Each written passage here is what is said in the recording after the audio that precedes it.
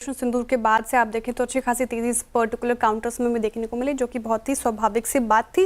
लेकिन अनुज जी, अगर वैल्यूएशन की बात करें, शानदार तेजी तो देखने को मिल रही है, लेकिन क्या वैल्यूएशन सस्ते हैं या फिर अभी भी महंगे हैं? और अगर वैल्यूएशन में कोई दिक्कत है तो क्या अप्रोच रहना चाहिए डिफेंस स्टॉक्स को लेकर? देखिए, वैल्यूएशन तो बहुत महंगी हो गई हैं इन स्टॉक्स की, लेकिन श्रेया देखिए एक चीज़ समझिए, अब आप अपॉर्चुनिटी कितनी बड़ी है। पहली चीज़ तो अब तक हमारी जो डिफेंस कंपनियां हैं वो प्योरली डोमेस्टिक कंपनियां रही हैं, लेकिन अब जैसे फॉर एग्जांपल इजराइल का डिफेंस हर कोई खरीदना चाहता है ना, रशिया से डिफेंस हर कोई खरीदना चाहता है, क्योंकि उन्होंने अपने आप को प्रूव किया है। आई थिंक भारत ने इस वॉर में अपने डिफेंस को प्रूव किया है। तो अब क्या यही कंपनियां बाहर ऑर्डर नहीं वो करेंगी मेक इन इंडिया करके, और अगर बाहर एक्सपोर्ट करेंगे तो ऑब्वियसली प्राइसेस भी मच हायर होंगे। गवर्नमेंट ऑफ इंडिया को तो एक पर्टिकुलर प्राइस पर आप प्रोक्योरमेंट देंगे, बाहर के लिए तो इंटरनेशनल प्राइसेस पर आप वो देंगे। 100 से 120 बिलियन डॉलर की अपॉर्चुनिटी है अगले 5 से 6 साल में। FY30 तक का अगर आप रिकॉर्ड अगर आप वो व्यू रखते हैं, तो अगर आप अज्यूम करें कि यहाँ से कंजर्वेटिव बेसिस पर भी 16% से लेके 20% तक का कैगर हो सकता है। अब देखिए, गार्डन रीच ने डबल किया अपना प्रॉफिट।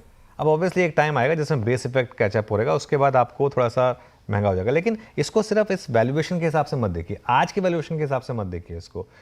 इसमें अब आपका व्यू होना चाहिए SIP का, इसमें अब आपका व्यू होना चाहिए लॉन्ग टर्म का। इसको ट्रेडिंग की तरह से आप ना देखें इसको। इसमें या तो आप ETF ले लें या बास्केट बना के ले लें, और उसके हिसाब से आप व्यू जो है ना वो आपको 8 से 10 साल का रखना होगा।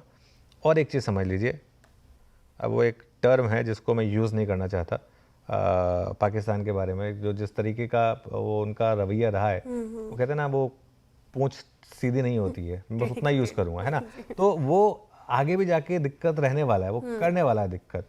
और आगे भी मुझे लग रहा है कि हमें अपने डिफेंस को और टाइटन करना पड़ेगा। हमारे पास चॉइस नहीं है। आप अपना दोस्त चुन सकते हैं, आप अपना पड़ोसी नहीं चुन सकते, तो वो आपको उस हिसाब से काम करना होगा। तो इसके लिए ये एक मुझे लग रहा है कि मौका है यहाँ पर। अब इसमें ऑब्वियसली जो सबसे ज़्यादा क्रीम ट्रेड थी वो तो निकल चुकी है, क्योंकि स्टॉक 10 गुना 20 गुना हो चुके हैं पिछले 4 साल में। लेकिन इसका मतलब ये नहीं कि स्टॉक यहाँ से होने चलेंगे। जैसे फॉर एग्जांपल जब बजाज फाइनेंस ने चलना शुरू किया था, क्या आप जब वो स्टॉक 5 गुना या 10 गुना हो गया आप रुक गए क्या? वहाँ से वो और 10 गुना हुआ, ओवरऑल 100 गुना हुआ। आयशर मोटर्स शुरू में 5 गुना हुआ, लेकिन वहाँ से फिर और 100 गुना हुआ। तो ऐसा नहीं है, केमिकल स्टॉक्स, काफ़ी केमिकल स्टॉक्स हैं, 10 गुना हुए, वहाँ से फिर वो स्टॉक और 100 गुना वहाँ से भागे। तो इसके लिए जरूरी नहीं है कि just because defence stocks already 5x हो चुके हैं वो और नहीं चलेंगे। क्यों नहीं चलेंगे? बिल्कुल तो चेज कर सकते हैं इस रैली 100%। देखिए, रैली के हिसाब से मत चेज करिए। रैली के हिसाब से चेज करने के लिए आपको कल मौका था। अभी यहाँ से आपको थोड़ा सा लॉन्ग टर्म सोचना होगा, थोड़ा सा आपको SIP के अप्रोच के थ्रू सोचना होगा बेसिकली। ओके, SIP के अप्रोच के साथ इस पर्टिकुलर स्पेस में आप देखिए डिफेंस स्टॉक्स में आप निवेश कर सकते हैं। एक और स्टॉक